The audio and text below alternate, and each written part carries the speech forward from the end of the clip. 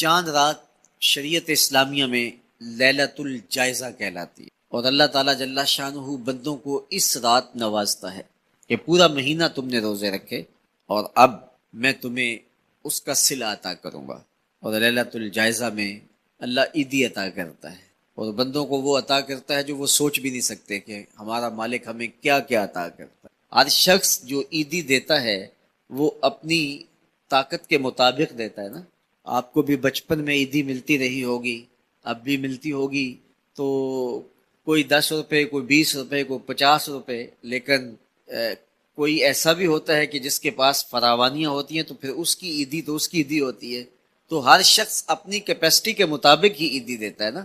تو یار جب ایک عام آدمی 10-20 روپے دے دیتا ہے، لیکن جس کو اللہ نے بڑا نوازا ہو تو وہ پھر 500 روپے کا نوٹ آپ کو دیتا ہے کہ جناب یہ عیدی ہے آپ کی، تو پھر اللہ کتنی عیدی دیتا ہوگا، وہ کتنی کرم نوازیاں فرماتا ہوگا۔ تو یار جب عیدی لینے کا وقت ہو، اس دن ہم بازار میں ہوں، جب عیدی لینے کا وقت، کچھ لوگ اپنے سارے کام اور ساری خریداری چاند رات کے اوپر چھوڑتے ہیں کہ اس رات کو ہم بازار جائیں گے۔ کچھ لوگوں کو شوق ہوتا ہے اس رات بازار جانے کا، حالانکہ بازار شر الاماکن، بری جگہ، سب سے بہتر جگہیں اللہ کے گھر مسجد ہے، اور سب سے بدترین جگہیں بازار ہیں۔ تو مجبوری کے ساتھ بازار میں جایا جاتا ہے، آپ کی مجبوری ہے کچھ خریدنا، اور اگر آپ کاروبار کرتے ہیں تو آپ کی مجبوری ہے کچھ بیچنا، تاکہ آپ اس خرید و فروخت سے اپنے بچوں کا رزق کما سکیں یا اپنی ضروریات کو وہاں سے جا کے خرید کے لا سکیں، تو وہ مجبوری ہے۔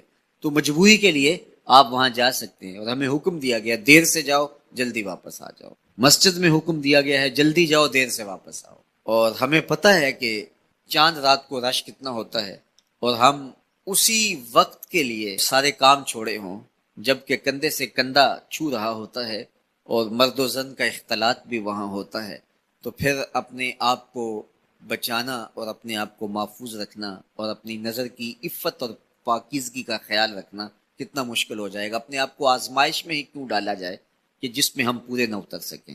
تو اس لیے یہ بات ذہن میں رکھیے گا کہ یہ لیلۃ الجائزہ ہے، یہ جھولی پھیلا کے رب سے مانگنے کا وقت ہے، یہ بازاروں میں آوارگی کا وقت نہیں ہے۔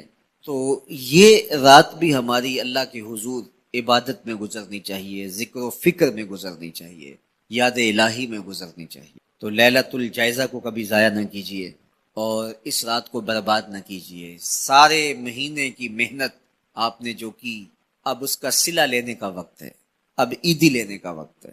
تو عیدی لیجیے اپنے رب سے، جھولیاں پھیلا پھیلا کے لیجیے، اس سے خیرات مانگیے، اس کی کرم نوازیاں اور اس کی رحمتیں تمہارے اوپر برسیں گی، تو ان کو اپنے دامن میں سمو لیجیے۔ تو اپنی ضروریات کے لیے اور وقت نکالیے، اور عید کا دن بھی اللہ نے ہمیں 5 نمازوں کے علاوہ ایک اضافی نماز عید کی ہمارے اوپر واجب کی۔ عید کے دن تو لوگ فرض نمازیں چھوڑ دیتے ہیں، جبکہ عید کے دن فرض نمازوں کے علاوہ ایک اضافی نماز رکھی گئی ہے۔ تو یہ ہمارا امتحان تھا، ہمارے ایک مہینے کی جو ٹریننگ ہوئی تھی، اس کے بعد آج ظہر کے وقت، آج عید کے دن فجر کے وقت، آج عصر اور مغرب کے وقت دیکھنا تھا کہ اس کا اثر ہماری روح میں کتنا اترا ہے۔ اور میں کہتا ہوں کہ جب مسلمان سارا مہینہ روزے رکھیں، تراویح بھی پڑھیں اور نمازیں بھی ادا کریں، اور عید کے دن فجر کے وقت مسجد میں نمازی نہ ملے، ظہر کے وقت آدھی صف ہو، تو شیطان تو بڑا خوش ہوتا ہوگا، وہ تو بڑا راضی ہوتا ہوگا کہ یہ پڑھتے تھے نمازیں اور تراویح اور کیا کیا کرتے تھے، پتہ چلا نا کہ ان کے اندر کچھ بھی نہیں اترا، اور یہ جہاں کھڑے تھے اس سے بھی نیچے لڑک کے آ گئے۔ تو شیطان کو کبھی خوش نہ ہونے دینا، اللہ کے حضور سرخروئی اور کامیابی کے لیے دعا مانگتے ہوئے ماہ سیام سے رخصت ہوں۔ یہ گھڑیاں اللہ نے نصیب کی، گنتی کے دن انہیں کہا گیا ہے، تو یہ گنتی کے دن یوں ہی بیت جاتے ہیں، اور اسی طرح پوری زندگی بیت جاتی ہے، اور پھر جب آنکھ بند ہوتی ہے تو پھر آنکھ کھلتی ہے کہ ہم زندگی کہاں گزار دی۔ تو آئیے ان لمحوں کو غنیمت جانیے۔ ماہ رمضان اپنی شان و شوکت کے ساتھ جلوہ گر ہوا اور رحمتیں لٹاتا ہوا ہم سے رخصتی کی طرف بڑھ رہا ہے۔ اللہ اس ماہ مبارک کی برکتیں ہماری روحوں میں، ایسا نہ ہو کہ یہ مہینہ آیا اور چلا گیا اور ہم جہاں کھڑے تھے وہیں کے وہیں ہی کھڑے نظر آئیں۔ اللہ اس مہینے کو ہمارے باطن کی ستھرائی کا ذریعہ بنا، ہمارے اندر کی پاکیزگی کا سبب بنا دے۔ ہمارے اندر اجڑنے سے بچ جائیں، ہمارے من صاف ہو جائیں۔ یہ توبہ کا مہینہ ہے، مواسات کا مہینہ ہے، ہمدردی کا مہینہ، اللہ سے قربت کا ذریعہ۔ اس مہینے کی ہر رات بخشش برستی ہے، ہر دن میں نور برستا ہے، اس کے روزے گناہوں کا کفارہ ہیں، اس کا ایک ایک لمحہ اللہ کی رحمتوں کے حصول کا ضامن ہے۔ تو آئیے میں اور آپ اس ماہ مبارک میں اللہ کے حضور سچی توبہ کر کے اس کی خاص رحمتوں سے مالا مال ہوں۔ اور لیلۃ الجائزہ جو آنے والی ہے، جس کو ہم چاند رات کہتے ہیں، یہ رات اللہ کی خاص رحمتوں کے بٹنے کی رات ہوتی ہے۔ جب کوئی مزدور مزدوری کرتا ہے تو اس کو آخری وقت میں مزدوری ملتی، تو گویا لیلۃ الجائزہ کو بازاروں میں نہ گزارنا۔ کچھ لوگ اہتمام سے اپنے کام مؤخر کرتے رہتے ہیں کہ ہم اس رات بازار جائیں گے، وہ رونق میلہ دیکھنا چاہتے ہیں، اور بہت سارے اوباش، بے حیا اور عیاش مزاج کے لوگ تو وہاں ہجوم میں گھس کر کے اپنی خواہشات کی تکمیل کرتے ہیں۔ تو یہ کتنی غلاظت اور کتنی گندگی ہے کہ رمضان المبارک کا مہینہ جو ہے وہ گزرا اور ابھی شیطان کھلے اور سب سے پہلے آ کے اس کو چمٹ گیا اور اس کو کہاں لا کے کھڑا کر دیا۔ تو لیلۃ الجائزہ یہ اللہ سے رحمتیں لینے کی رات ہے، برکتیں وصول کرنے کی رات ہے۔ یہ رات بھی مصلی بچھا کے بیٹھی اور اللہ سے رحمتیں مانگیے اور اس کی کرم نوازیوں کے لیے اس کے حضور سوال کیجیے۔ حضرت بابا فرید نے کہا نا، چھٹا رکن دین کا روٹی ہے۔ گھر میں کچھ نہ ہو تو پھر نہ نماز نہ ہی دیگر امور کی لذت آتی ہے۔ تو یہ رزق فراواں اور وسیع، تو اس کے لیے ایک اور وظیفہ میں دیتا ہوں، اور وہ یہ کہ مغرب کے بعد سورۃ الکوثر پڑھ لیں، کثرت ہو جائے گی انشاءاللہ۔ اول خدوشی پڑھ لیں تو سورہ کوثر 21 مرتبہ روزانہ مغرب کی نماز کے بعد پڑھیں، اور اگر بہت زیادہ مسائل ہیں تو ہر نماز کے بعد پڑھ لیں۔ انشاءاللہ آپ دیکھیں گے کہ گھر میں برکتیں ہوتی ہیں۔ ارشاد فرمایا، جو اللہ سے ڈرے اللہ اس کے لیے راستے کھول دیتا ہے، اور اللہ اس کو وہاں سے دیتا ہے جہاں سے اسے گمان بھی نہیں ہوتا۔ وَمَن يَتَوَكَّلْ عَلَى اللَّهِ فَهُوَ حَسْبُهُ، اور جو اللہ پر بھروسہ کرے اللہ اس کے لیے کافی ہو جاتا ہے، اس کی ضروریات کا وہ خود کفیل ہوتا ہے، اور اس کے کام اس کے ذمہ کرم پہ ہوتے ہیں، کو ہو کے دیکھے اس کا۔ تو جو اللہ سے ڈرے اللہ اس کے لیے راستے بناتا ہے۔ حضرت عوف بن مالک رضی اللہ تعالی عنہ الاشجعی حضور کی خدمت میں حاضر ہوئے اور عرض گزار ہوئے کہ میرا بیٹا سالم مشرکین کی قید میں ہے اور میں فاقوں کی حالت میں ہوں۔ تو فرمایا، آل محمد کے پاس ایک سیر جو ہیں، بس اس کے علاوہ ہمارے پاس بھی کھانے کے لیے دنیاوی اسباب نہیں ہیں۔ کہا صبر کرو اور اللہ سے ڈرو، اور لا حول ولا قوت الا باللہ کثرت کے ساتھ پڑھو۔ یہ ایسا وظیفہ ہے، ایک حدیث پاک میں آتا ہے کہ یہ 99 بیماریوں کا علاج ہے، اس میں سب سے کم درجے کی بیماری ہم اور غم ہے۔ یہ دکھوں کا مداوع ہے، مشکلات کا علاج ہے، اور یہ وظیفہ میرے حضور نے بتایا۔ حضرت ابو ذر غفاری رضی اللہ تعالیٰ عنہ کو حضور نے 5 چیزیں بتائی تھی، ان میں سے 5ویں چیز یہ تھی کہ ابو ذر کثرت کے ساتھ لا حول ولا قوت الا باللہ پڑھا کرو۔ فرمایا عرش الہی کے نیچے ایک خاص خزانہ ہے، یہ وظیفہ وہاں سے آیا ہے۔ آقا کریم نے ارشاد فرمایا، جس نے استغفار کو لازم کر دیا تو اللہ تعالیٰ جل شانہ ہر غم سے، ہر مشکل سے، ہر تکلیف سے اس کے لیے کشادگی پیدا کر دے، ہر اذیت دور کر دے گا، اور ہر مشکل اور ہر پیچیدگی سے اس کے لیے راستہ پیدا کرے گا، اور اللہ تعالیٰ جل شانہ اس کو وہاں سے رزق دے گا جہاں اسے گمان بھی نہیں ہوگا۔ اللہ اکبر۔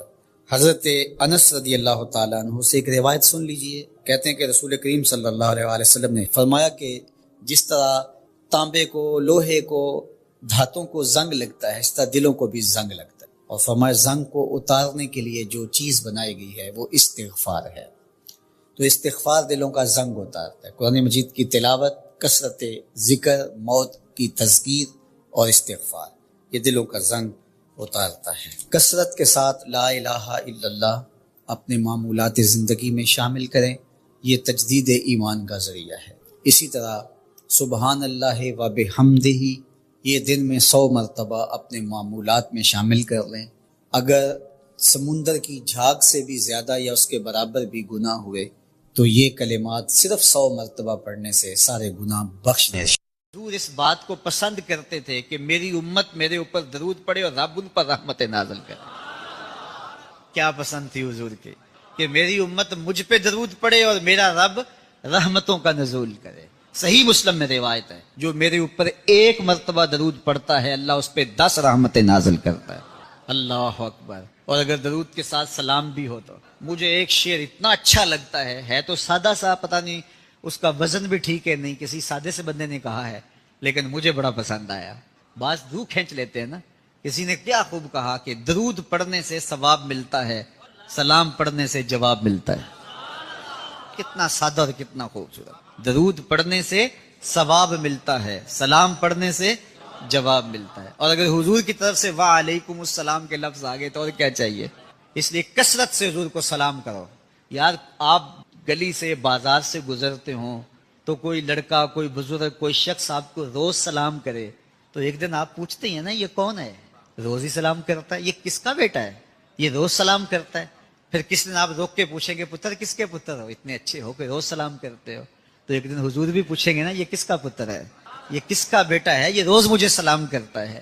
تو پھر حضور سے تعارف ہو جائے گا. اس لیے حضور کو سلام کیا کرو. حضرت ابو درداء رضی اللہ تعالیٰ عنہ کہتے ہیں میں حضور کی بارگاہ میں جب آقا نے فرمایا نا کہ جمعے کے دن کثرت کے ساتھ میرے پہ درود پڑا کرو، تو میں نے عرض کی حضور جب آپ وصال کر جائیں گے تب بھی یہ عمل جاری رکھیں. تو حضور نے فرمایا اللہ نے مٹی پہ حرام کر دیا نبیوں کے جسموں کو کھائے.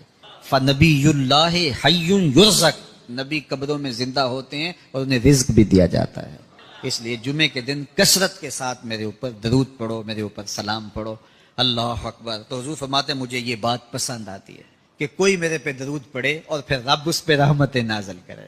اللہ اکبر. حضرت ابی بن قعب کہتے ہیں میں نے حضور سے کہا حضور میں چوتھا حصہ آپ پہ درود پڑھوں گا اور باقی جو 3 حصے ہیں دیگر وظیفے کر لیا کروں گا.